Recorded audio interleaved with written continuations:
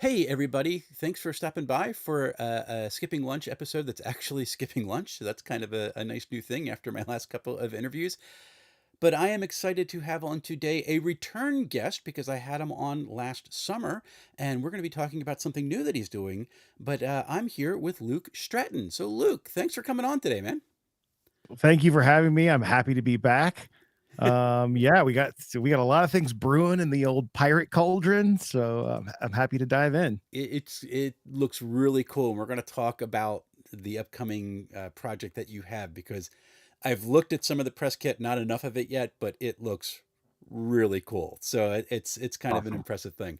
Glad Um, to hear it. but for folks who don't know you, or maybe didn't watch our first interview, I think Sure. you're only my second return guest. Oh I wow, have to go I'm, back I'm and honored look. to be back. Yes. It's fun. I had a great chat with you last time, so hopefully I'm a little better at it than I was because I think you were my second live interview on Oh the wow, channel. wow. So it was a fun time. But this is the question I ask everybody. Yeah, This is a weird one. I can't say weird anymore because that word's been stolen. But this is a bizarro, strange, off, like out of the what people think of as normal hobby. It's a sure. very particular thing that I think everybody should try at least once. But what first got you into tabletop role playing? Oh man, I remember my first game was very impactful. It was a long time ago. It was when I was 12. Okay. We were on. How long of an answer do you want? You keep Go it under nuts. 20 minutes. Oh, sure, sure. So we were on family vacation down in Florida, and my cousin, he went by Ricky at the time, and now he goes by Eric. He was in college, and I was 12, and Okay. he invited me to come play in his. He was running a game, and I showed up. I don't know if he picked me up or if I got dropped off by my mom, but it was in a college campus like lecture room on like a Saturday or Sunday, and it was Oh, like man. maybe him and maybe 6 of his friends and me kind of spread out in a lecture hall, and he was running his own kind of hacked version of West End Games Alien RPG, which, you can tell this is a formative moment for me because I'm still wearing an alien hat in my Yes, 40s. seriously. Yeah. And, basically, he ran this game where he was really inspired by the comics, especially this one called, Alien Tribes, which is this kind of, like, graphic novel. It was, like, really one of these Is that the first, like, old Dark fully Horse comics that they used to it's Dark do? Horse, but Alien Tribes isn't a comic book in that it's more of, like, here's a full oil painting of a queen and then a page of just text on white. Great book. Ooh. But in this alien story and in the role playing that we get to, we go into this like kind of classic, oh, the corporation has funded a secret facility, which is very like Alien Covenant, if anybody saw Absolutely. that. Yeah. And it's gone awry, and now they're sending in these Marines in mock suits, which are like big mech suits. They just pump the Marines full of drugs. So Okay. like I'm playing like the sergeant, and I had this moment where I ran down the hallway and I knew I was gonna die, and I pulled the pin in the grenade and it blew up, and the Mox, like he's like, well, you don't do any damage, but it takes a step back. And everyone was like, oh, and I was like, I want to say I was cooked, but I didn't really play again for probably another 10 years. Like my youth was much more spent with, music and psychedelics. Okay. Okay. Okay. Um, and then I kind of made my way back in when my brother he turned 30, and I ended up doing this big, like, kind of LARPing cosplay thing that would tied in with the One Ring RPG. So I had to learn how to play then. So I Oh, really have just cool. gotten back in the past 10 years as like a, you know, Awesome. defining part of my personality. But your first experience as a 12-year-old playing on a college campus.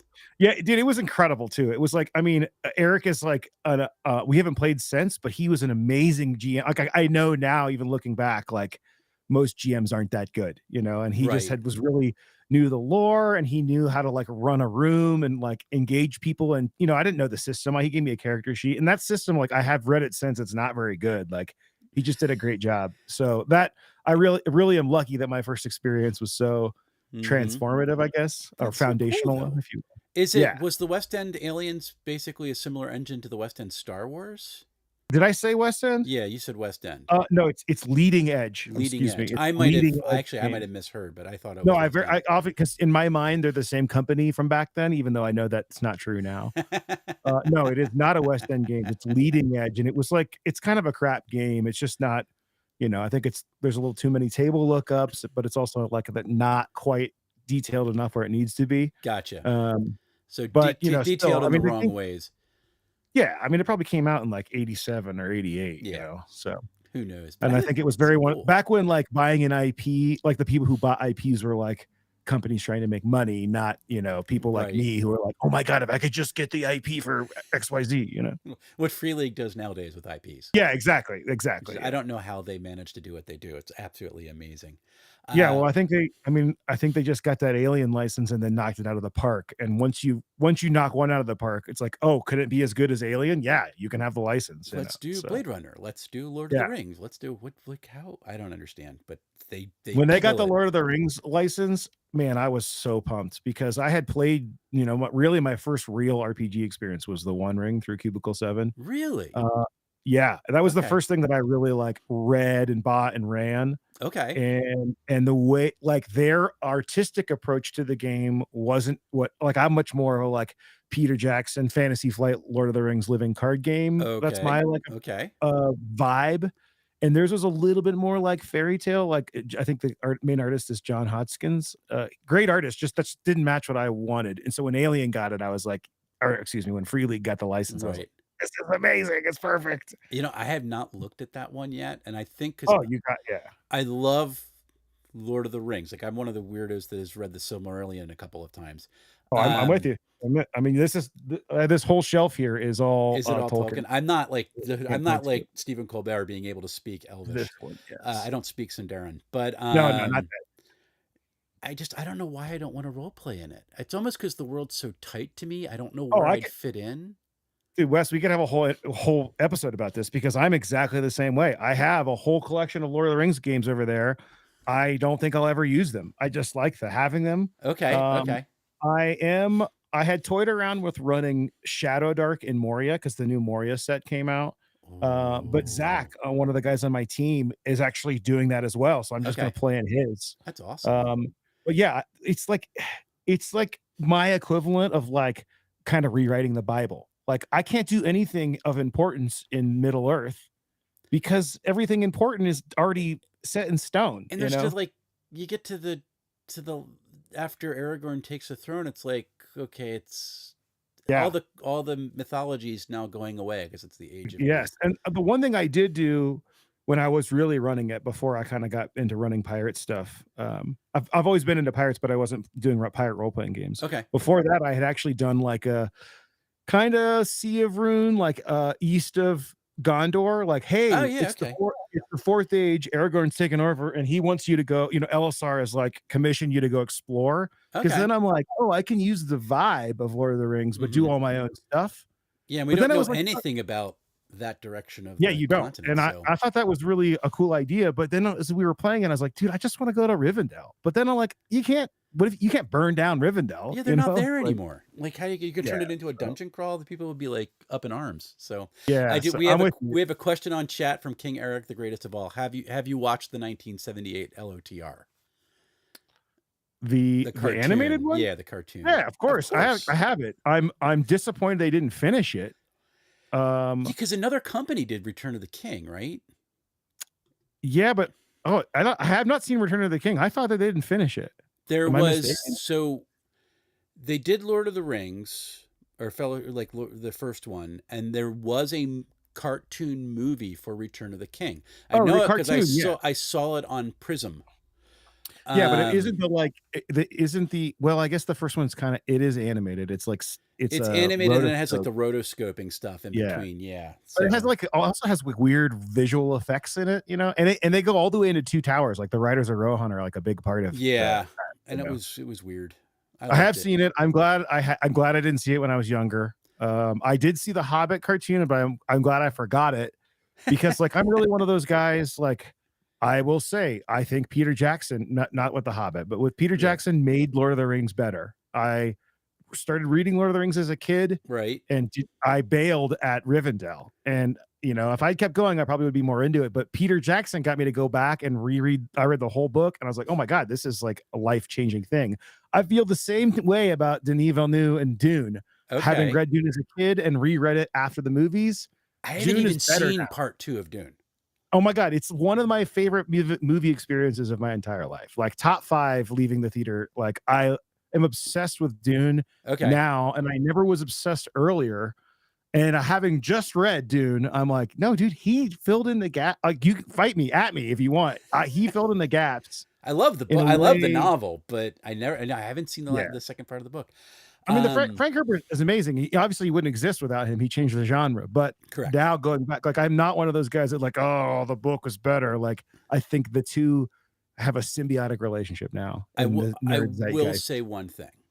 Yeah. There's no elves at Helm's Deep. There are definitely changes he should not have done. Yeah. You have my full support, but I think Yeah. overall we're That's better as a society yeah, for Peter Jackson's that's my involvement. only gripe. I got the whole I'm with trilogy. you. Yeah. There's Why just do no they elves at show Helm's up? Deep. And like Haldir dies? Like what? Like, come on.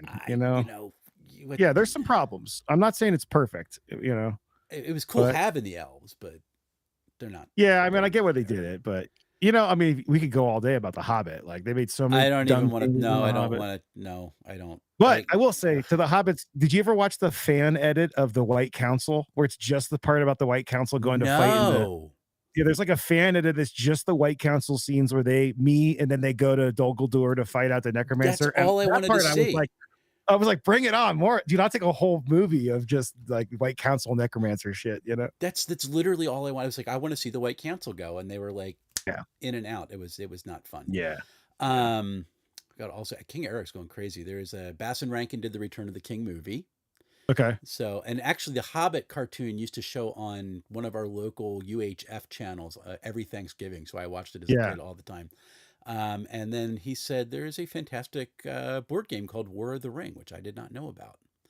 I don't know if Tyler's listening. I don't think he is because I think he's busy right now. My brother, who was our Leatherthon quartermaster. Okay. I bought War of the Ring, and we had a Thanksgiving where before he was married, he came out to spend Thanksgiving with me and my wife, and we called it like, what do we call it? Thanksgiving of the Rings or something like that. The Fellowship. I forget. We had a name because all we did was like play the Lord of the Rings card game and watch Lord of the Rings, and I bought War of the Ring, And just and played that. I'm like, Tyler, I've heard this is like War and Peace of like like this is like the board game for board gamers if you want to go deep dive. Okay. And you have to understand though, my brother's a very like rulesy competitive kind of board gamer. He Okay. plays a lot of board games. Right. He read the strategy guides before he showed up. I am all theme. I don't give a fuck about winning or rules. Like, and he whipped me. I was the Fellowship and he was the Sauron forces, and I was so sour about it, and then we flipped, and I'm like, this game is broken, and he whipped me as the Fellowship, so I got rid of it. And that's what I kind of decided as an adult. Competitive board games do not provide I don't like making non-optimal choices. Okay. For the story, and I don't like giving up. You know what I'm saying? Like I want the story and the theme to drive the narrative of the game, and when that's not an optimal choice in the meta, it ruins my experience. So that's why I prefer role-playing games and like cooperative games where we can role play while we play them. Yeah, I'm not a board game guy. Although I have to admit that would be an interesting way to like instead of arguing about politics at Thanksgiving, you could just make somebody a weak faction and slaughter them, and that would be fine. And it's just a game, that's good. I don't really have a big board game group, but I can like when I walk by the guys at Gen Con who have been playing Twilight Imperium for 10 hours, I'm jealous. Like I get where they're at. So into it. It's amazing. I'm into it. Yeah. I just, for me, I just don't like if we're playing Twilight Imperium, I'm gonna be all about like what's our relationship? Like who's the princess of my I'm not gonna be like, if I take these 4 factions over, that's how my brain works. I know. That's why I play role-playing games. I'm better with role-playing games. Eric has pointed out that as the best way to win as the Fellowship is to get Frodo and Sam to Mount Doom, which is well, that makes sense. Duh. Yeah, that's the whole point. Sauron, you win by military victory. King Eric's all into this one.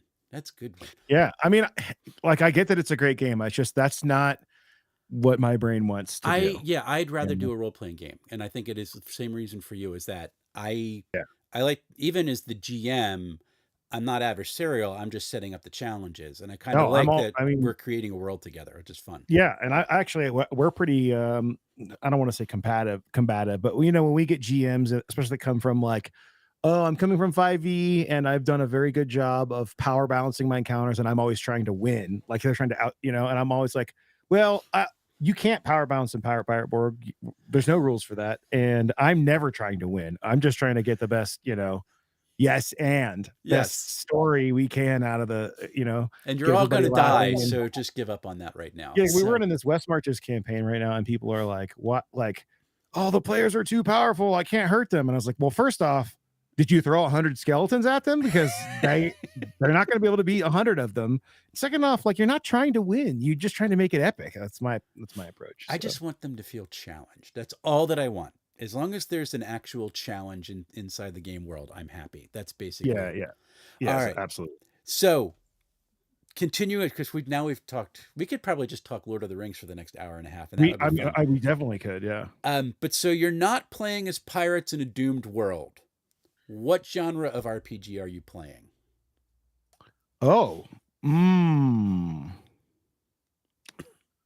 Yeah, well, I guess are you asking me like am I Luke right now and I'm walking away from a day of Limithron to go To just, play something with my yeah, to friends? go play something, like, if you have Or a choice. So yeah. say you're at Gamehole Con and you just have every table that's open. What genre Oh, are and I you? could just say wherever. Okay. Yeah. Because I What? was gonna say tomorrow I'm actually going to play Pirate Borg with a friend of my friend Erin is running it, and she's running it in Neverland, Andrew Kolb's 5e book, Oh, that's which fun. so I'm assuming we're gonna play as the pirates, but I don't know. Maybe we'll be That'll but be that's interesting. I digress. Yeah. Well, I mean, I think Alien is high on the list. I only own the core book on purpose. I've tried to keep that game. No, I was going to say Alien, and I'll finish the answer. Okay. I try to keep that game high. Like, I want to keep the pre-made adventures a mystery to me, Okay. so that I can just enjoy them as a player. Because I know once I get them, I won't ever be able to know the Yep. Yeah, I know the but my feeling. real answer, I think, would probably pivot to Mothership because in Mothership, Mm, it's the Alien has the Lord of the Rings problem to another level that you always yep. you know what even if you go with weird aliens, you know what xenomorphs do. There's no way I can remove my marine from knowing all the things that Luke knows about the alien life cycle. Yeah. I'm not going to be scared. But in Mothership, you can get the exact same vibe. You could be the same Marines from the same corporation and end up in an absolutely horrifying situation because you don't know how the aliens work, you know, or Yep. you could Yep. be Yep. go you could instead of exploring you know, the engineer's ship on LV-426, you're like in the Super Metroid vibe, Yep. you know, or like so I think I'll go with Mothership. Also, like their design sensibilities are just absolutely incredible. I haven't played that Um, yet. I'm oh really, it's man, one that, Mothership and I'm is not typically into horror, but that just sounds so interesting to me. yeah, for me, horror is not the same as sci-fi horror, Right. but yeah, yeah, you're definitely not gonna be a hero. And then I think my other answer would be, yeah, Shadow Dark or anything OSR. Like I always play a magic user. Knave, I played Knave at Gen Con last year. Like anything Nave where I 2 can is so be, cool. yeah, anything where I can be. Usually I'm a crappy, like grumpy spell. You know, when Right. we played it was like a hack of Knave and Shadow Dark. And we did this adventure where I was basically a magic user, but I was covered in mushrooms, and I was like, "Jim, instead of taking gear, can I just spend all my money on mushrooms?" And he was like, "Yes." So I was just covered in mushrooms, and I was like, "GM, can I instead of a torch, can my mushrooms emit light for 1 hour?" And he was like, "Yes." And then I had to go. I had an event, and Andrew from Fades of the Norn, is that how you say it? Okay. Yeah, he's a popular Viking role playing game. Uh-huh. He had came and sat down, and he took over my character, and he's like, "What am I supposed to do with this guy? He just has mushrooms. He's got like 80 mushrooms." And I was like, "Dude, figure it out." Like, I don't know. I've really embraced the like, you know, have to solve problems with, you know, Whatever you uh, got there. whatever you got. Yeah. I So do a couple comments from chat. I have first Erin has popped in and says, "Hell yeah, looking forward to tomorrow." So she's ready to oh, play Aaron's Pirate in. Borg for Awesome. you. Perfect. Yeah, Aaron, are we gonna play as pirates? You can tell us tomorrow. Or are we gonna play as like Lost Boys just using Pirate Borg rules? I'm very I'll curious. keep out. Maybe she's got some new custom classes. I will keep an eye out for her response. And Yeah. then King Eric again wants to know what the Borg refers to in the title. Oh, okay. So Pirate Borg is a hack of Mork Borg. In Swedish, it's pronounced a little bit more like Merk Borg or Merk Bori. It's Bori, I think it is. Yeah, and it kind of depends on who you talk to. I'm not Swedish. I mean, I'm a quarter or eighth Swedish, maybe, but I'm very American. Mork Borg, as they have allowed us to say in American English, means dark fort or dark castle in Swedish. Oh, is that what it means? I never even knew what Yeah, it meant. Okay. Dark Fort is really the closest translation. They Okay. even have a game called Dark Fort that's like a little solo micro RPG. Oh, nice. So Okay. when I went to hack Pirate Borg from Mork Borg, I'll be honest, it's mostly just a marketing choice. I left the E on pirate instead of dropping. If you would, for Swedish, it would be pirate with just a Pirat. Okay. Borg, and that would be Pirate Fort. But it's shamelessly, it's marketing. It was my first game. I wanted people to know what it was right away. It's worked flawlessly in that regard. Yeah. I do kind of wish it was called something else because we have really, especially with the Dark Caribbean coming up next year and the amount of work we put into it, it really is, obviously it's a Mork Borg hack, but it is its own kind of thing now. Yeah. And sometimes I wish we'd called it Pirate Ship or something like that. But I'm also happy with where it's at, so it's hard to say that we did anything incorrectly. No, I like it because you go in knowing exactly what it is. Like there's no hope here. You're just it's there's no hope, and I mean right away what, like if you're familiar with Mork Borg, you know what Pirate Borg is. Like I don't need to say anything to you, which is good. Yeah. Someone also pointed out that you would make a great Kender player. I don't know what that is. You don't know what a Kender is? Dragonlance? Never played Dragonlance. You never read the Dragonlance? No. I was I've always growing up, I was much like Lord of the Rings when the movies came out. Right. Is when I got into fantasy. Okay. I was always like a sci-fi guy. I mean, Matrix, Aliens.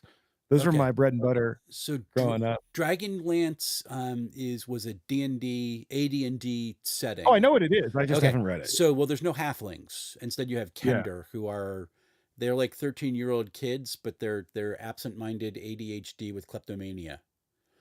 Okay. I'm not sure if someone meant that as an insult or a compliment. No. I mean at 13, that describes me. Which is good. If you have not read the Chronicles, Dragonlance Saga, then Chronicles, but the first 3 books are actually pretty good. They're dated nowadays, but they're actually pretty good. The only D&D book I've read that wasn't a game book is Ring of Winter, which is it's like a Chult tie-in. I read it when I was running Tomb of Annihilation. There you go. Tomb of Annihilation. Yeah, I mean, I love that. Everybody go die. Do you call them modules? It's really, they call them adventure modules. That was modules. Yeah, sure. Yeah, I love that module. I'm an old school person. All right, so I think the reason I said it is because the modules are like designed to insert into your campaign, and Tomb of Annihilation is like a whole thing, a whole big campaign. Well, I mean, because the original when it was a module, Tomb of Horrors is just designed as a tournament campaign for like Gen Con. I think it was Gen Con. Sure. And it was basically like someone said, "You can't design a dungeon that's going to kill me," and you went, "Okay." And so he designed literally the most unfair dungeon at all time. Yeah. Well, I mean, for me, the Tomb of Annihilation is like, we actually stopped before we got to the final dungeon. Like I just love the like Mike Schley maps and like the art in that book, and just this like idea of being in like Indiana Jones, Jurassic Park, D&D. It was like so immersive for me.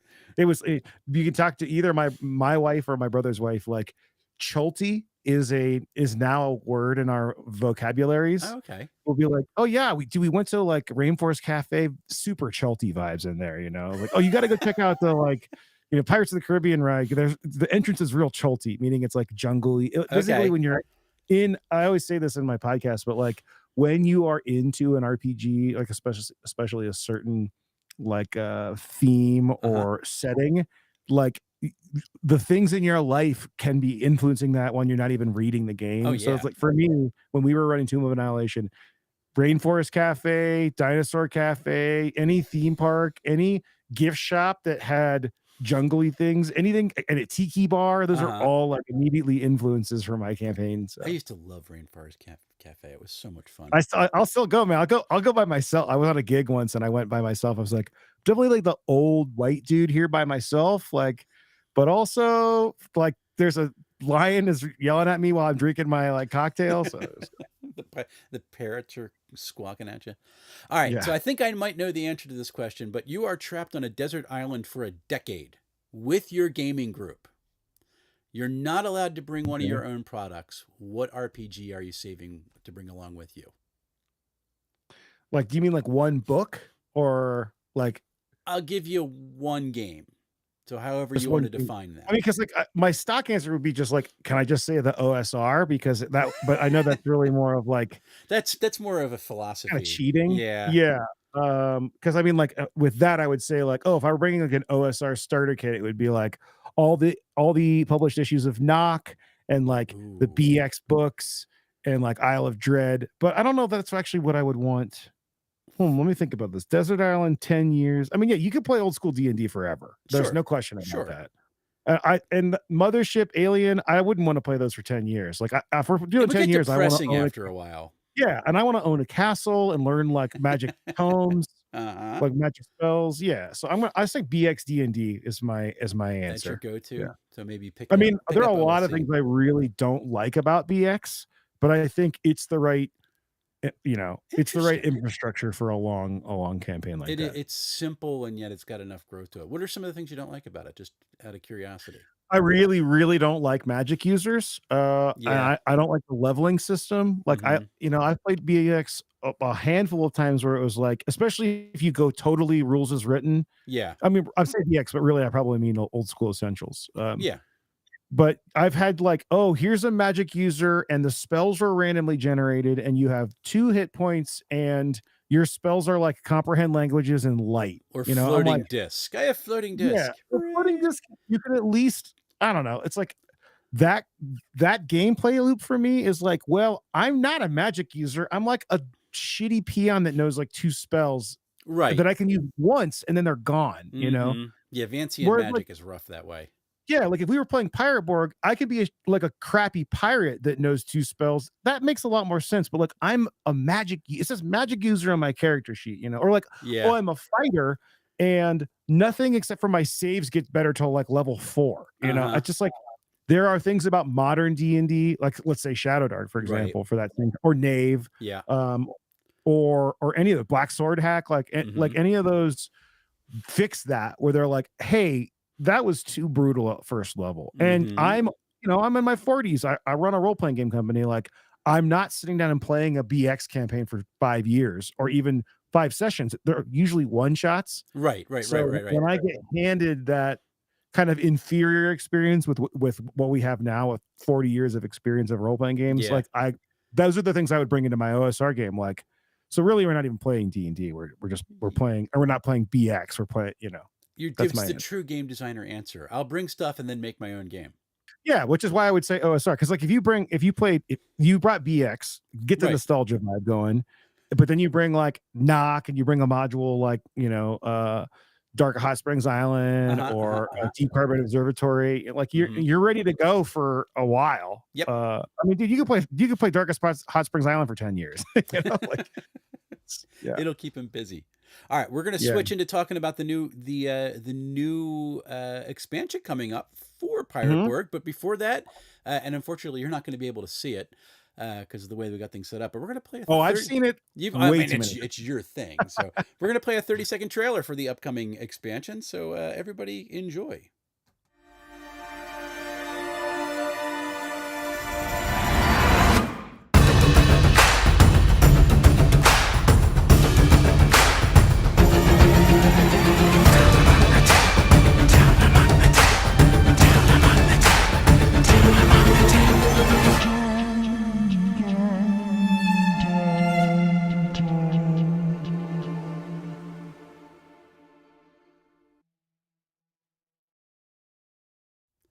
And there we go. We are back. Um, that first off, the trailer just looked dang cool Thank because you very much. it didn't like try to do too much. It's just like here explosion, and welcome to the weirdness that is this world. So I love Yeah. that. Did you play the 30-second one? Yeah, I played the 30-second one, the 16 by 9 30-second one, Yeah, which I so loved. for our listeners, there's a minute long one on our Yep. YouTube, and you'll get the, like That there's a has the lot more of the, like narration and yeah, you yeah. get a little more narration and some of the scenes and from the book, Yep. but yeah, you get that one really lets you know what's in the Kickstarter, so. Very, very cool. How long have you been working on it? Because Pirate Borg only launched last year. So how long have you been working on Well, this? Pirate Borg went to retail last year, but the Kickstarter was 2 years ago, Okay. so which means I was working on it, like, 2.5 years ago, I guess, somewhere in there, Really? so here's the story with this book. My next big project is called The Dark Caribbean, and it's the thing I was actually working on before Pirate Borg. It's the setting book that I've always wished existed. Okay. You know, I remember very distinctly running my 5e pirate campaign and going to Barnes and Noble and finding Andrew Kolb's Neverland. Ironic that we're playing it tomorrow, Okay. and being like, if this book existed, but with Darkest Dungeon art style and was for the Caribbean. That's what Okay. I want. I want that to exist. I want that in my life. And so I set it out to start making it. That's awesome. Um, Now the problem is though, after running the Pirate Board Kickstarter, I was very cognizant of I hate the loop of the book's kind of done and we're going to kickstart it and then it's going to be in development mode for way too long. I think Right. Mothership is a great example of this. Yeah. Amazing game. The final game is incredible, but they kickstarted that before Pirate Borg and it shipped like a year and a half after Pirate Borg and I had to delay. And I don't Yeah. want to do that. I want to Yep. make a product and get it done and then send it off to the Kickstarter side of the business, which obviously is still me Mm-hmm, and mm-hmm. some of the other guys. But then creatively, I want to be able to move on. I don't want to be like, You don't want to be stuck so in that. Gotcha. yeah. So my plan was to kickstart Dark Caribbean this year because I mean, originally Pirate Borg, I was making Pirate Borg, I was making Dark Caribbean, Dark Caribbean Mork Borg and Dark Caribbean 5e. Okay. And it became Pirate Borg and kind of took over. Okay. And then it did way better than I expected. So we kind of like gave it more energy. Gotcha. But now like I want to have the Dark Caribbean book finished before I go to Kickstarter, or at least really close. Okay. And I wasn't going to get there this year in my other job, which I've kind of stepped away from. I had 3 months of tour. Right. So I went to like 20 countries this year. And I was like, there's just no way I'm going to be able to do Dark Caribbean the proper. Right. So I decided I was going to do a zine for Zine Quest of this adventure I'd almost finished called Into the Maelstrom. It's like a Ravenloft I6, but on a pirate ship. Oh, wow. That's the vibe. Okay. So basically, yeah, there's a vampire and his ship is like all kinds of weird, wacky rooms. But then I was getting too stressed with that. I was like, wait, now I'm doing this Kickstarter in the middle of February. It's like, so I was like, you know what? I got it. Here's what I'm going to do. I'm going to do a new book that has this thing from Zine Quest and a couple of the adventures that I've written for Dark Caribbean Oh.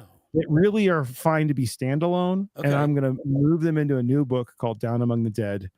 And then we'll have something new for people to get into while I'm still working on the Dark Caribbean, because we now that we're in the convention cycle, Right. you come around in year 2 and people are like, what do you have that's new? Well, it's like, oh, your hardcore fans can't give you any more money. It's Right. like everybody loses. They want more stuff. We need the money to keep buying the booths, Mhm. It's the struggle of being in publishing, right? It is, So, yeah. It's kind of this, and like our Patreon really helps, like greases the wheels. yeah. Like that's where we release everything. Like everything, most of the things in this Kickstarter, you can actually get previews of now on the Patreon. Mm-hmm, mm-hmm. But we still, like our motto is, I keep saying this, is we want to be the game company that we always wished we had growing up, or the Gotcha. game company that always, Gotcha. So I just want there to be new stuff because I want there to be new stuff. Like it's not necessarily a financial thing. We just want there to be new things to play, So is Dark Caribbean going to be a Pirate Borg setting, or is it going to be a 5e setting? Like, what is it? Okay, so the plan as of today is, we're gonna get this Dark Caribbean thing done, and there's a lot more in it now in the Kickstarter now than just the book, which we'll talk about in a second. Okay. But then the plan is, after I'm done with the book and the new adventure that's going in this starter set that we're doing, is to go back to Pirate Borg, or go back to Dark Caribbean. The core, or the primary version of Pirate Borg, the primary version of Dark Caribbean, meaning the one that I'm writing first, Okay. is a Pirate Borg book. Okay. It's an A5 size book, right? It's got 54 illustrated NPCs. The art for those is already done. They're about maybe a quarter written. Okay. But they're, they're concise. They're like one column each. So you know what they want, like where they might be. Mhm. Then at the bottom of each one, it says like what stat block they use or stat blocks. Cause one of the things we're going to do for this is that especially pirate captains will have like a progression arc. So that if you meet, Blackbeard early on, he's a bad example, but if you meet like Black Bart Roberts, he might be low level at the beginning of the campaign, and towards the end of the world, he might be a higher level. Uh, Gotcha. but also, this design is intentional. Like, it's going to make it so you will have to look up two places. You will be like, okay, Blackbeard is on this page in the book for his story and lore, and Okay. then somewhere else for his stat block. But that's by design, because then we can do things like stat cards that don't have the information. And then the real kicker is that after I've written written Dark Caribbean for Pirate Borg, we're going to do a letter-sized 5th edition version. Okay. And though that way we can just replace the stat block chapter with instead of these small Pirate Borg stat blocks, we can have full pages when we need them Oh, that's to cool. really kind of blow out, like, CR-15 Blackbeard, who's secretly a necromancer, like he needs a lot more information, a lot more page space on a 5e book. Gotcha. But then the trip, like as if we were already doing enough, we, like I say, we really like to I just want to make these things because I want them to exist.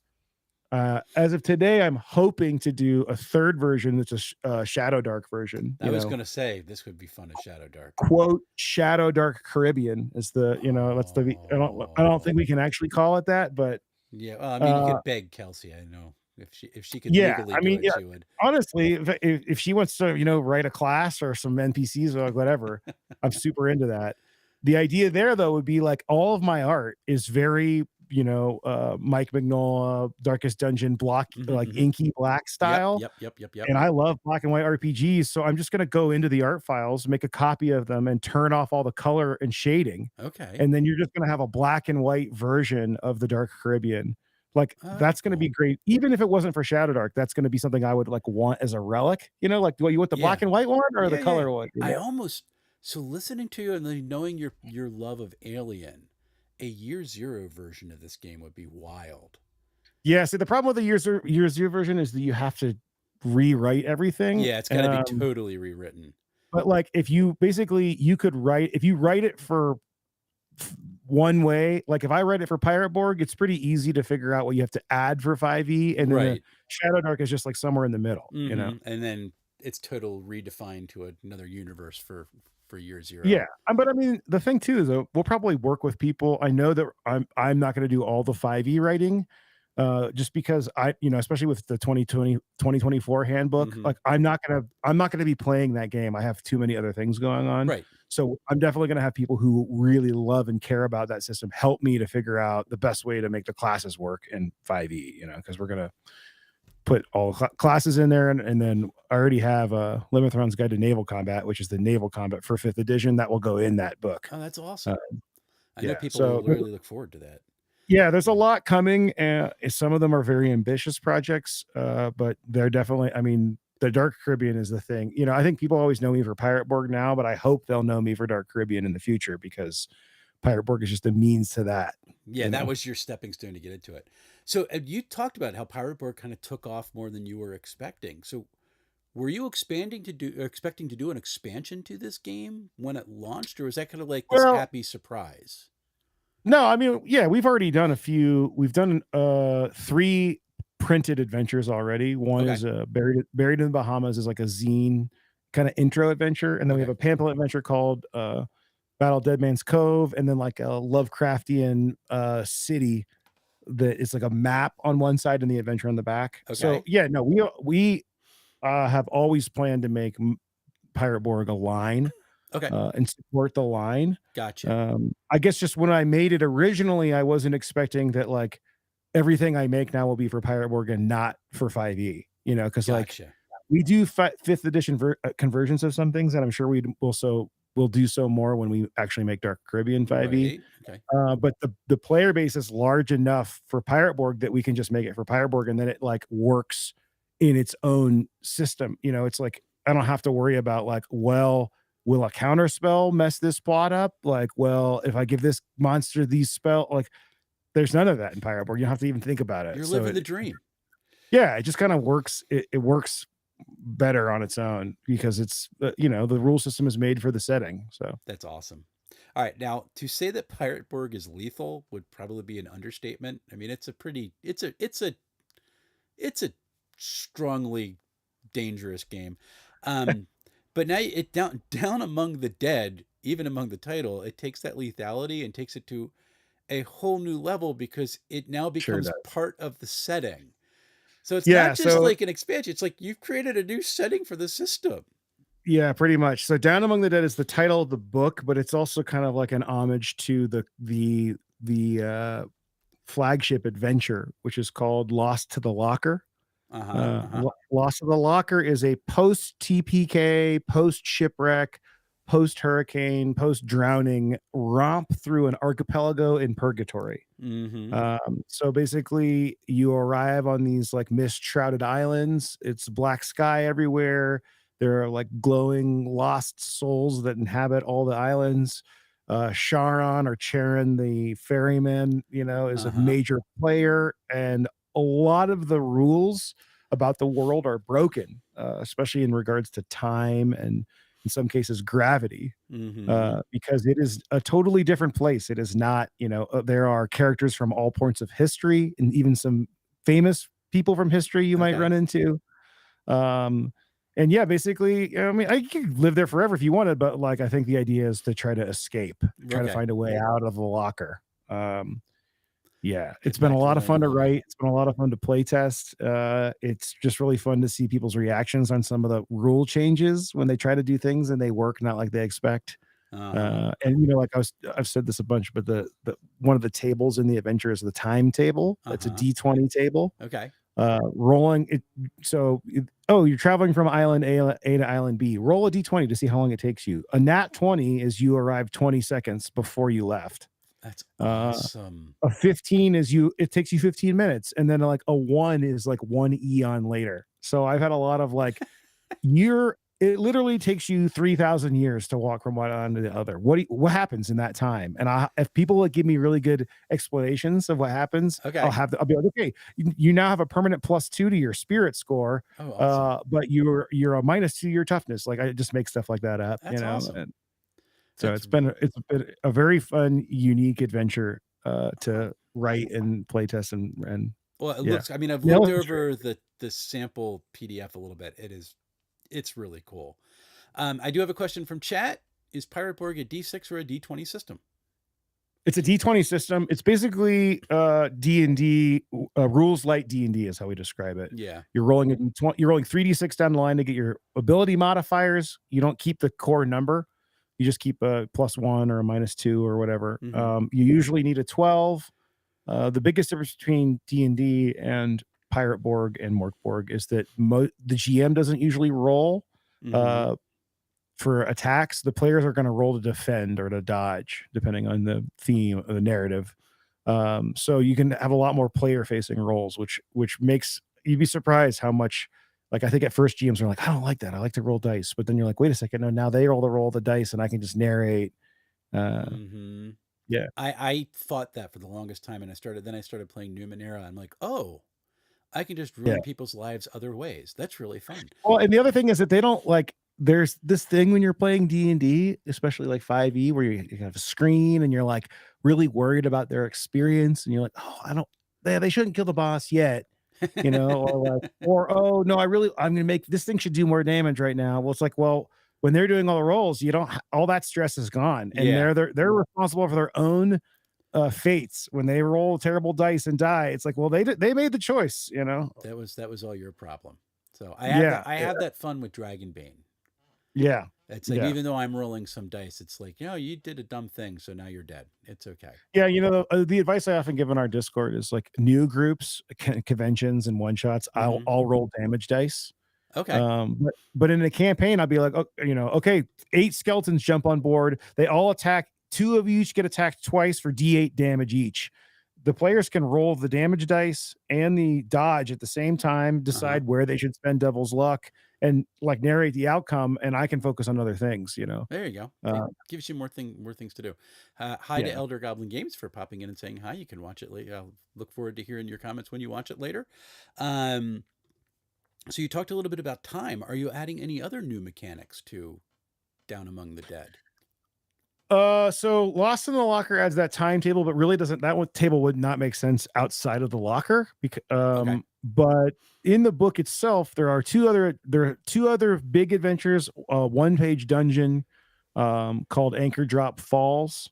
And then there's a bunch of other there if we hit all the stretch goals, I'm just gonna hope that we hit them all, and I'll explain where what all will be there if we do. There'll be two new player classes, one of which is called an unlocked soul, which is a like a class or a level up option for a soul that has escaped the locker, Oh, that has okay. cool like time and gravity manipulation mechanics built into the class. Ooh. And then another one, which is a deep one class. So there's a whole class devoted to deep ones where the six starting options are different origins from like how deep in the ocean, like what part of the ocean your deep one heritage is from. Okay. Then we have a third option called skills for the seasoned seafarer or sea rover. And these are basically like it's a D66 table or 6-page spread of level up options, like classless level up feats, basically. Oh, okay. So, oh, Cool. hey, I'm actually like I'm a master gunner now, or like I'm really good at camping, or like I'm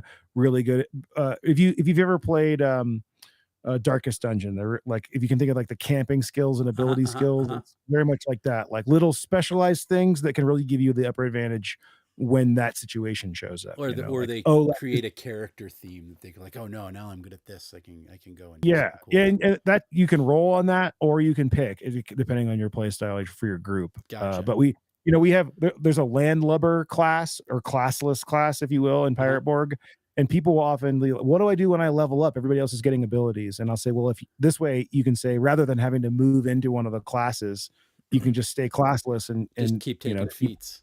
keep taking feats. Yeah, Oh, that's the idea. that would So be so much fun because then like, the classes are looking at this guy like, how can he do all this stuff? He's a dingbat.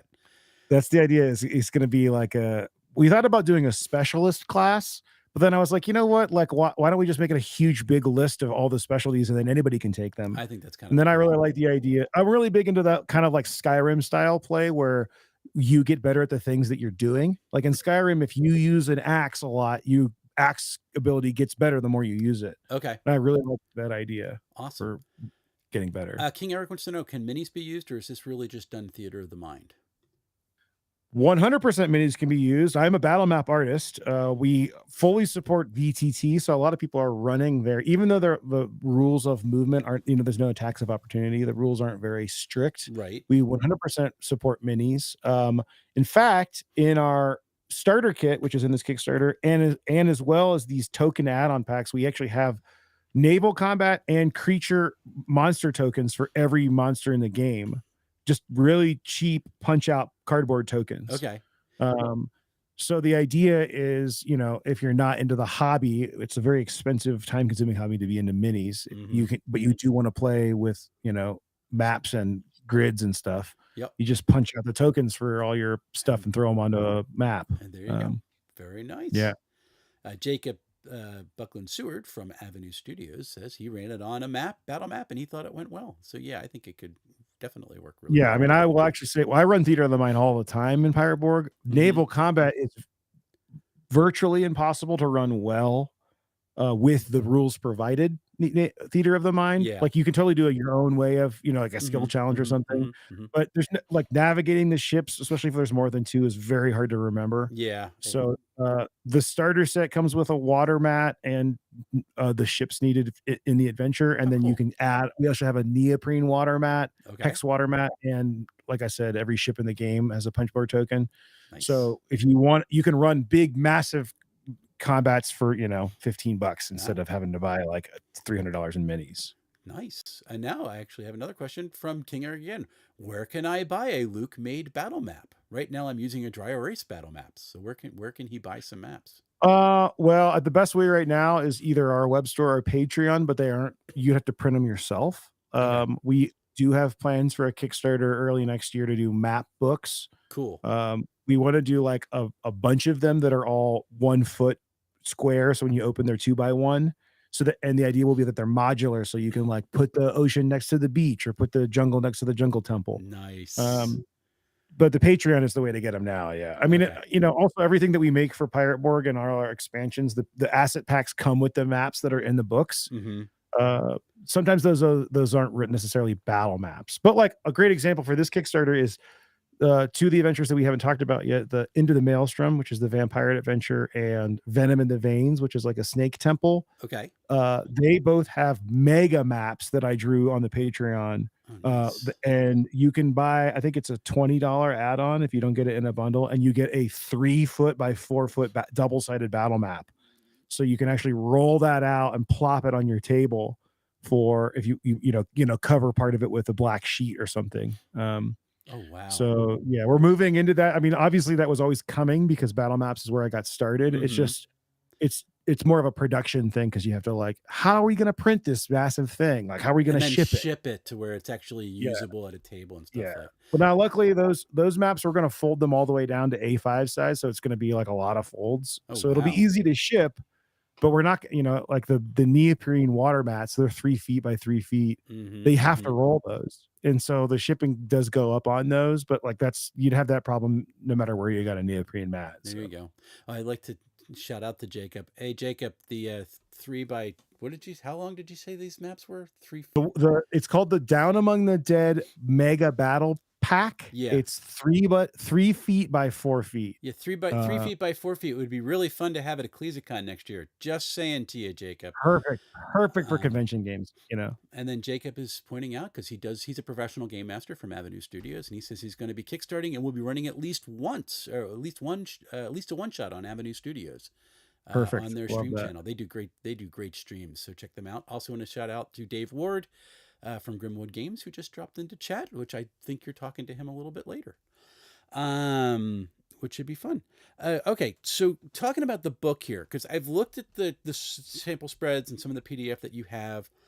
One of the key features that we talked about when we were talking about Pirate Borg is that when Morkborg came out, one of the intentions was to look at every design principle for making a book and then destroying them. Yeah, Like sure. not even attempting to do something, Sure. to just completely obliterate it. And Pirate Borg, followed that suit. I mean, it's a beautiful book to look at, and then sometimes my brain explodes for stuff. Looking at the spreads for this, it's a little bit more clean. Was that deliberate, or am I not Yeah, kind of I seeing mean, things? Or well, I think the core Morkborg book kind of does this, which I think people always, kind of miss because the first part is so loud. But if you pulled off a copy of Morkborg off your shelf, the first half is very loud. It's glossy paper. It's like one page is a femur that's a D4 yeah, weapon. mm-hmm. There's like bright inks that spread across multiple pages. But then in the second half of the book, or maybe the last third, the adventure is black and white. It's very cleanly laid out. Mm-hmm. Everything is Mm-hmm. extremely well labeled. The pages are based off the page numbers match the dungeon rooms. So Okay, at the bottom you can see. So it's kind of like, hey, you got the vibe. We gave you the vibe. Now let's run this. Like, you don't need to sell the GM on the vibe when he's running the adventure. gotcha. So with Down Among the Dead, there are some spreads that are still a little loud. But yeah, I mean, it's like we know the vibe. Now it's like I want you to be able to run the adventure as cleanly as possible. So Okay, we work really hard to do things like Into the Maelstrom it's a big giant first-rate ship of the line that's taken over by a vampire clan. nice. On the end papers of the book are the side view map of that ship and each deck. Each room is numbered, and then in bright red text boxes are the names of what monsters are in what room. Very like kind of old school Essentials style. That's awesome. So it's much more like, hey, you can run this almost without reading it. Okay, Read the intro, and then you can know like, oh yeah, I know where that guy is because I saw him labeled on the map. and I can figure it out from there. Yeah, that's Yeah, awesome. and the same thing, same kind of approach to Venom in the Veins. It's a very like obviously you have the huge battle map, but then I redrew the battle map for the book, so it's not super detailed in each room. It's more of like a overall key, and every Gotcha. page of that dungeon has the key, like has zoomed in part of the key, so you can see how that rooms relate. I really hate when you're like, wait, where is that? It says room 5, but where is that? Oh, it So drives me there's a little nuts, mini yeah. map on each page, yeah. And then stat blocks are built in when needed, so you Okay. don't have to go, Flipping through "Oh, the where was the stat block for the serpent guys?" Either hopefully they're right there. I mean, obviously they can move around, but they're yeah. ideally they're where you need run into them. Yep. So And just to let folks know, even though it's a little bit more straightforward, it's still a really moody oh presentation. yeah, yeah, it's definitely. I mean, I think I say this a lot, but late for me, role playing a modern role playing game book is 1/3 content, Mhm. 1/3 art, and 1/3 layout. And Yeah. I think some people, I mean, everybody's different, but that's just my own opinion. If I'm not excited about the layout, it's not a 5-star product for me. Like layout is so important in that it gets the thing out of the designer's head and into the GM's head. Uh-huh. And if it's done well, everybody involved wins. The players get a better experience, the GM can run it better. Like Mhm. I have so many books, especially like, like I'm reading I said this the other day, but I'm reading Warhammer Fantasy Lustria, Okay. which is the new The new one? sorting source book. Yeah. And the book is great. The writing is great. It's very evocative to be, especially for me. I was like, oh, Vampire Coast, Lizard Mhm. Men, Mhm. and Mhm. Mayan Temple vibes. But like, I could not use that book at the table. Just cuz It's too, it's yeah. It's 300, 400 pages of 2-column. It's for reading. You sit there and right. read it and then think about how you're gonna use it. Like, I don't make stuff like that. Dark Caribbean's not like that. If you open the page for Tortuga or Nassau, there's a map of Nassau, Mhm. everything is labeled where it is, and then there's a table of, like, 3d6 things happening. So Mhm. you don't have to read them all, you can just roll when you arrive, and that will like, it's kind of that world building through tables Yeah. thing Yeah, yeah. where you're taking the work out of the GM's hand, you're doing it for them, but then the everybody still gets the same experience, you know? Mhm. No, I'm So such a layout nerd. Like half my yeah, reviews, I'm like a third of it is layout. People are like, "Why are you yeah. doing this?" It's like, "Cuz I'm a nerd." Well, no, I So, mean, I think that's really important. I think it's a newer part of the industry that for the first 40 years was often neglected. Even when it was well done, it's still kind of like 2-column wall of text. yeah. And I don't think that's not how you make a game book. Like that's not how you would make a warning infographic on the wall at a Mhm. factory. Mhm. Like Mhm. that's how I think role playing games should be designed. Like, here you go, dummy. You can't mess it up. I did all the work for you. Follow the chart, and everyone has a good time. That's kind of my approach. And I'm also a penchant for book ribbons, and that's a Jacob putting that out as well as one of his Absolutely, reviews. I yes. love my book ribbons. I will say that the once again, assuming all stretch goals. This is another big part about making artifacts. Uh-huh. Assuming all stretch goals are hit, Down Among the Dead is going to be no stretch goals, 5-color Pantone cover, which is not cheap for us to do, but Uh-huh. basically, rather than mixing CMYK to get all these different colors, we are specking the yellow, specking the blue, specking the green, Nice. so that it'll really, really pop. If we hit all the stretch goals, it'll be embossed with spot gloss and glow in the dark spot ink, and 2 bookmark ribbons, printed 2? and paper. 2, See, yes. that's one more than one. So that's really good. I know. We had 2 in the first printing of Pirate Borg, and then they got removed for the second 2 printings, and I'm working my darndest to make sure that doesn't happen. No, there must be Uh, book ribbons. They are there the must be greatest bookmark things. ribbons. It Yes, just they're says awesome. something about, the Glossy paper or flat paper? so for me, obviously these aren't in-world books, but I want them to feel as in-world as possible. Uh-huh. Everything that Limithron makes is uncoated paper. Um, yeah, I actually, when I got, you don't have it, I don't think, but when I got the One Ring, I was like, Uh-huh. this is before I was signed to Free League. I was like, whatever printer made this book, whatever paper this is what I'm using for Pirate Borg. So the One Ring core book. I mean, I don't think they use different paper for the limited edition, but that's the one I'm referring to. I Uh-huh. was like, this is what I want, and it's called Munkin Cream, Ooh. 115 GSM, and it is like the perfect RPG paper in my opinion. Ooh. I don't think glossy paper. I mean, I could see Lost in the Locker, Lost to the Locker being glossy because it's kind of got this like dead, glowy vibe, and Yeah, but colors do pop more. But I don't. I want uncoated paper in my it's such a RPGs. pain to read. The glare just Yes. I'm Oh, the old glare. and it Yes. gives me a headache. And Yeah. I was using my Numenera book at the table last night, and I'm like, I'm trying to contort this giant book just so I Yeah, can it's read it not. at the table. No And I fun. want them to feel like old books, man. I want them to get old and, like maybe if they get, glossy paper stands up to the elements a bit better, but I don't care. Like, No. I'm happy to have it, And it's isn't it cheaper than uncoated paper is cheaper. It really depends. We're using a premium paper Oh, you're stock, going high, so yeah, high yeah, high we, quality. like I say, we only make the stuff I want to exist. So we work really hard to make sure that, like, oh, if we use the like off-brand normal white paper, we can save X amount of dollars on the thing. I was like, I don't care. And I don't want it. Yeah. I actually I'm Oh, the other going thing, go ahead. Go ahead. the other thing I would say though is like I do have a very strong benefit in that because I do all the art and writing and illustration myself, that we Okay. don't have a huge creative team that I need to get profits out of the book to pay. Right. So you Whereas don't have to cut you a look at a corner. free league book. I mean, look at the credits in a free league book. You've got 30 people work on those. I mean, obviously they're not like all full time on that Right. one thing, but the benefit is that since I'm doing all the work, that there's more wiggle room on the margin to pay for those things, Right. and they come out of my end. I don't raise the price of the book. Gotcha. Yeah, It's really nice. Someone, King Eric says he likes using a Gutenberg press for my books. yeah, Give, yeah, yeah. All of our there's always books, one. all our offset books are printed in Lithuania, so it's not Gutenberg, I don't think, but I yeah, don't honestly. I don't know how Free League does what they do. And again, I would going back to it because they don't charge a boatload for their books, yeah. but they're really high quality and they're just stunning. Like Yeah, I mean, I think they just have a really. great team, and they use good manufacturing. I mean, we use the same. Pirate Borg is a freely book, Right. uh, but like I set all that up before we were signed. We use the same printer, Yep. so Really, really it's a cool. no brainer. And you did. I was going to ask this question, but you do all the artwork. All the art, yeah, It's folks. I should have gotten a couple of the spreads to show in this. It's just the skeleton on the cover. yeah, yeah. Well, you can see in the trailer that you showed. Yeah. That's all. I don't think there's anything in that trailer that's not in the book. I think it's all either directly shots of the book or like art that I cut up into layers and then put it into a program called Blender, and then you just like zoom You the cut it camera out. through Yeah. it.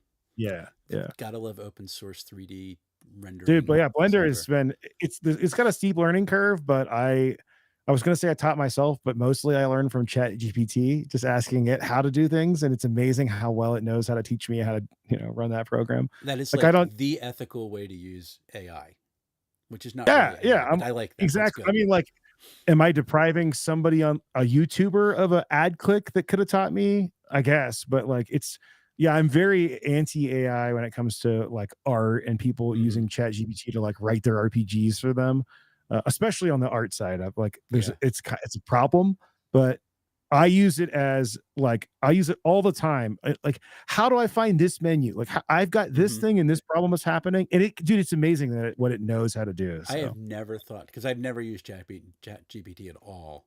I've never thought to oh use yeah. it as It's a a help great desk tool. tool. It has a very big gray area. There's a Yeah. moral gray area when it comes to it that I think is slippery. I mean, we remember when it came out, like, oh my God, now I can, and especially like Mid Journey, like, cool, now I can like make awesome art for all my NPCs. And well, Hmm. then like, well, are you using that are you selling that? You realize it's Right. trained off of real artists. Now Hmm. the whole industry is suffering because artists have to leave it's yeah, slippery slope. Yep. Yep. But Yep. teaching yourself how to do, I'll tell you what, my wife and I like these kinds of foods. We have these things in the fridge. Like, what things do we need to go back from the grocery store right now to make dinner tonight? It'll nail that. It is so good at that. And you're never gonna like you're not taking any money from anybody. No one is you're never gonna pay anybody for that help.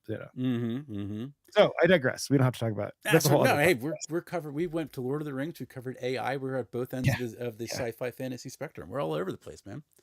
yeah. So, guys, I love your chats, and I got some folks in chat who are doing comments that are like longer than the box I have, so I now have to go Oh yeah. expand it.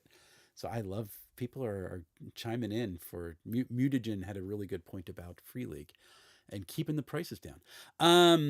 So let's talk about this Kickstarter. When is it launching? Yeah. So it's on September 19th, which is the beginning of what we're calling Talk Like a Pirate Week. The original plan was for Talk Like a Pirate Day, which is always on the 19th every year. Okay, so I have But I thought it was 17th, but it's it launching the is the 19th. 17th. No, Okay. it is that's the thing. It's Okay. Kickstarter starts the 17th. I'm giving some backstory. Gotcha. Remember, Tuesday the 17th is the Kickstarter next week. Gotcha. Thursday is Talk Like a Pirate Day, but for Arr. us, it's also become our big in-store retail or gaming day. Oh, cool.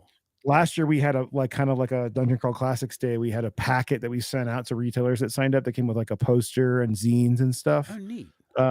This year, because we didn't have anything new, we've done kind of the opposite road where if you know a retailer and you get them to back this Kickstarter, which has a retailer level, Okay.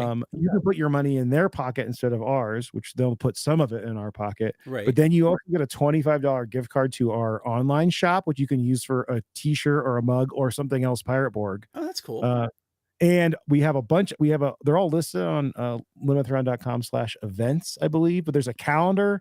And so instead of just Thursday, it's all week. And the Kickstarter kicks off the week of in-store gaming. So you can go play. Awesome. There's a free adventure that our Harbor Master GMs get that's in the book. Okay. That's that Anchor Drop Falls that you can run on Talk Like a Pirate Day, Talk Like a Pirate Week. Yeah, basically we're big into community. We're big into like networking and getting pirate fans to know each other. So gotcha. King Eric wants to know if you so talk like a pirate all the time, is it bad?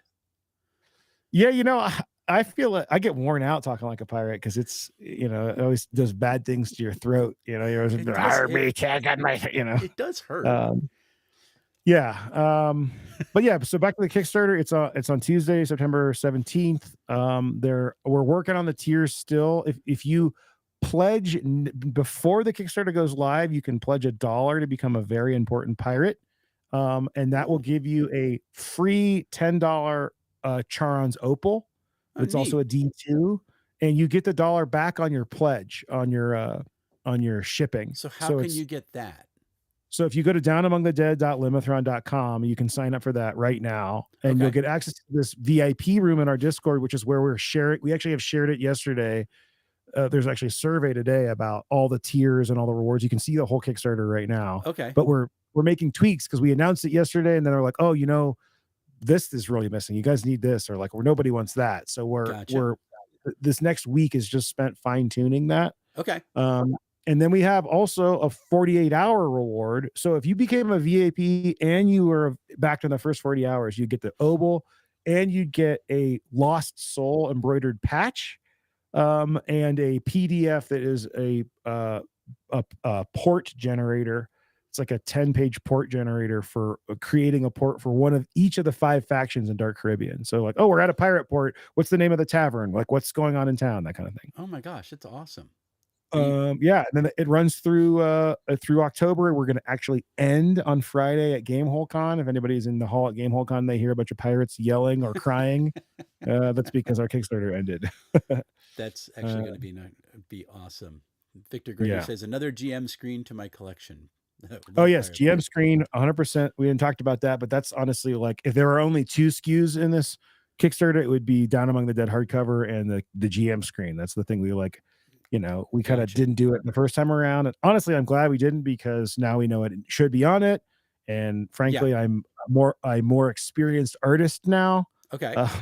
My buddy sent me the picture of the screen. He's like, dude, who did this art? And I was like, I did. He's like, wow. So I was like, clearly I've, my skills are hopefully improved. Nailed it. It's got a big Ship of the Dead on the middle. And one of our stretch goals is glow in the dark ink on that. I want to glow. I know you don't play in the dark very much. It's just cool to be like, yo, turn out the lights. This ship glows in the dark. Let's look at it. So the book's basically done, right? Because you don't want to have that huge turnaround time. So the turnaround time going to be for this product? Are you thinking? So we're advertising fulfillment within a year. So next September, I hope to beat that by half. All right. But like we underestimated Pirate Borg, and I did a bunch more work for it on this one. I still have some work to do on some of the player stuff, and I need to finish up one of the adventures. There is a stretch goal for making the vampire adventure a little longer and adding like a town and a haunted jungle and that kind of stuff. Nice. But all that stuff is like, I'm trying to get it done like now, not like, it's not going to be like 3 to 4 months of work. So we're going to finish it. We're going to send it to, I don't know if we're going to send it to proofreaders and our editor before, but we're going to send a beta out to everybody in the Kickstarter Okay. so that we can get around, like, since we'll be done quickly, the idea was like, while they're reading and running that, I'm working on the adventure that's in the starter kit. Gotcha. And then when that's done, everything will go to print. Oh, nice. And yeah, I mean, my realistic expectation is we'll have fulfillment rolling by Origins next year, which is like July. Yep. Oh, that should be great. Um, And Jacob from Avenue Studios says he's a very important pirate. Excellent. I love So is that. Victor Gregory. And I'm Yeah, you jealous and know, want to learn how to do this now. there So, there's really no reason not to be unless you don't think you're going to back at a physical level, because you mhm. don't get the oboe unless you back at a physical level. Yeah. Um, Do you know yeah, what, like, because what, so just getting the hardback book, do you think the tier is going to be going for? Can you announce oh that yeah, the right now? hardback's $40. That's not bad. And it's $40, and we're still working on, like, is there a low level tier that includes the book? But the tiers go all the way up. I mean, like, the top level has this book. We haven't even talked about Cabin Fever, which was our game jam that we ran in Yep. May. That's Yep. a Yep. Yep. community project. The winners for that were incredible, and we were printing them all in a book. And that book is discounted because we wanted to honor the price we said we were going to sell the print on demand at. Okay. So it's actually longer than Down Among the Dead and cheaper. It's a $30 book. Oh, wow. Okay. Um, so there's two books plus the starter set, which has a new adventure. There's an ocean mat. We're doing hard edge Pirate Borg dice.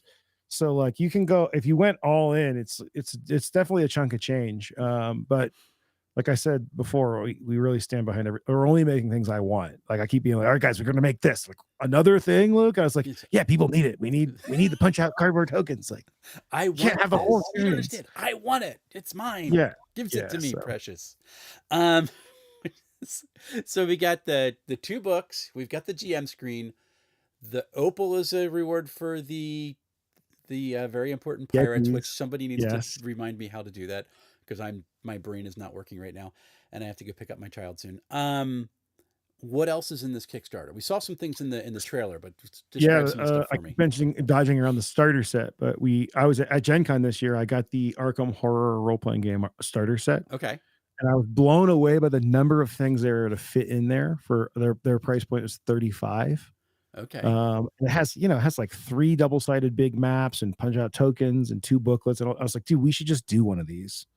So our starter set comes in a box that will be big enough to hold all your zines and your maybe 1 or 2 of the books. Okay. It'll have a player version of the Pirate Borg core book it's like a zine size that Okay. only has player creation stuff, no spoilers. And then it'll Nice. have a new adventure called Trapped in the Tropics, which is kind of a intro adventure in that it's a full adventure, not just a one shot. Okay. But it has liner notes on how to run it for new groups. Pirate Borg doesn't need a dungeon master's guide, because it's basically just 2 pages of rules and then Yeah. a bunch of tables. But then it's also going to have fold out maps and punchboard tokens, laminated character creation cheat sheets, and Nice. paper PC sheets. It's just like basically everything we've learned from running games at conventions. Like, we ran 100 games at Gen Con this year. Awesome. Um, So, like, so all we've the learned a stuff you lot. need to play, you Yeah, have in the basically starter we have kit. a kit that we give to GMs, and, like, well, basically we just put that whole kit in a box. You can just buy this new box. My suggestion would be buy the box and buy the core book. Okay. Give the booklet to your players, and then you got everything you need to, I actually wish the so more publishers would do just the player's book that has all yeah, of it. And yeah. not a And we're limited talking amount, but all about, of it. I don't think I have a thing I want to say, but I don't think I should say it yet Don't say about it. that. You can So, you but can for tell me after the stream. You can as of right now, there's just the booklet in the starter kit. Okay. But we're talking about an option for players outside of the starter kit, so we'll see. Very nice. Yeah. 2 questions from chat. Jacob wants to know if there's going to be a Foundry VTT module for this as well. So, Foundry is a huge part of our, I don't want to say business model, because that's not the right. It's a huge part of our ecosystem. Okay. I've always had a $10 tier on my Patreon, because we make every map I make, we do the walls and lighting for Foundry. Oh, nice. Okay, cool. So everything in this Kickstarter that is first party, so to speak, has a Foundry module. Everything that we've already made has Foundry modules. There's a free Pirate Borg system and that you can get right now on Foundry. But then there's a premium Pirate Borg module that adds all the maps and NPC tokens and ships and basically puts the whole book in Foundry. Awesome. Down Among the Dead will 100% get a Foundry module. The starter kit has a Foundry module at a stretch goal, but it's a pretty low stretch goal. We just basically need to like make sure this thing is going to sell before we spend the resources to make the module. Yeah. But in addition to Foundry, we also fully support all of our modules in Roll20 and in Alchemy RPG. And Alchemy RPG is actually doing a premium conversion. So the scenes and stuff that I've drawn for the book will get some, like I think 10 of them will get animated, and they're going to write music for it. Oh, cool. So it'll be real. I mean, VTT is a huge part of it. It may not look like that when you go to the Kickstarter, but in our experience, everybody, like, people are already in their VTT lane that they're in, and they're either gonna get it or not. Like, I'm gonna let those make that decision before. But yeah, they're all. I think we're actually removing them from the bundles today and making them just add-ons. Okay. But yes, the short answer is absolutely Foundry. Gotcha. That should be fun. And then we have, I know the answer to this question, but just to put a bug in your ear, which tier comes with a LARPing costume? No, we don't have one of those yet. I mean, how do you do the sizes? You know, we're not even doing t-shirts because the fulfillment gets so confusing. I do want to do for Dark Caribbean, I think we're going to do a treasure chest tier, like not a box, a printed box from China, like a real, like a treasure chest, maybe even handmade. We'll see. Oh, it comes with everything we've made. You know, we'll see. Stop spending my money. Stop spending my money for me. See, we're just making the stuff we want to exist. Like, I can't stress that enough. Yeah, you know, you want a prop, and I'm getting poor. I don't understand what's going on. Yeah, one of the things. So in Pirate Borg, there are 20 ancient relics. Like, they're kind of replacing scrolls from Morkborg. Okay. One of the things we've talked about doing is doing 20 one-of-one tiers in the Dark Caribbean Kickstarter, where we make each one. So you can actually get like one relic. Yeah, you can get the 1 pages of the Necronomicon, or the 1 undead bird, or the one broken compass. I don't know if that'll actually happen, but I feel like that would be. I mean, and they'll be like, we're not going to do like, oh, this is a plastic compass. Like, we'll make one that looks like the one in the book. So, that would be awesome. Yeah, I would never get one, but that would be awesome. Yeah, I mean, it's for the hardcores. And has somebody, Mutagen wants to know, has there ever any further thought been given to making a Pirate Borg companion app? That's going to be a stretch goal for Dark Caribbean. We thought about doing it for this one, but I think it just makes more sense to have it in Dark Caribbean. Okay. But and it'll be high. It'll be an expensive goal because we have to hire a development team to do it. We don't have the bandwidth to do it internally, even though some of us are talented in that coding department. My idea would be we do it for Dark Caribbean. It has all the tables in Dark Caribbean, but also all the tables in Pirate Borg, and a character generator. Basically, it's everything you'd want in an app, but that's not on a docket until next year at the minimum. Okay. It would be interesting to see. Would that be a digital character sheet too for folks if they wanted to? Oh yeah, I mean, imagine if you've seen the Mothership one. Well, we have a lot of people though at cons. We just sent out this website. It'd be great to like click a button to get a new pirate, and then be able to save them in your app. Okay. That would be really cool. I mean, I definitely want to do all of that. That would be cool. And then King Eric has a suggestion: a Pirate Borg themed dice tower as a stretch goal. What would it be? What would the dice tower be? We have too many things for this Kickstarter. We'll keep that in mind for Dark Caribbean. Maybe it's a treasure chest, has a little secret compartment where you drop your dice in it and it spits them out. That would actually be kind of cool. Or like a fort tower with like a skull. Or pirate ship, or maybe it's a telescope that uses dice tower. I don't know. That would be cool. Like a little. Yeah, I don't know. Think about it. That would be neat. I guess I need help with this one because I'm not a dice tower guy. I like to roll my dice into a tray or a book or something. So I would need some fan input on. Aaron, your friend Aaron has chimed in. Dice tower ship? ? I get the feeling Aaron's a little excited about that. King Eric. Yeah, she's like, you had me at dice tower ship, but Jacob, how do I take my money? Jacob, I don't know how would we even make that. I don't. Maybe it's so. I've been talking about redoing our convention booth and building the stern of the Ship of the Dead as like our backdrop. Oh my So it actually has gosh. like lanterns and like compartments you can open for storage and stuff. That would be It'd be cool if we wild. did like a mini version of that that spit out to a dice tray, you know? That would be really cool. I think a lot of people are down for the Dice Tower ship. Yeah. I That mean, they would say probably be the that. best. Do they want to pay $300 for a No, I can't replica pay ship? $300 for a Dice Tower ship. I can pay So is it like $30. plastic manufactured? Yeah, Yeah.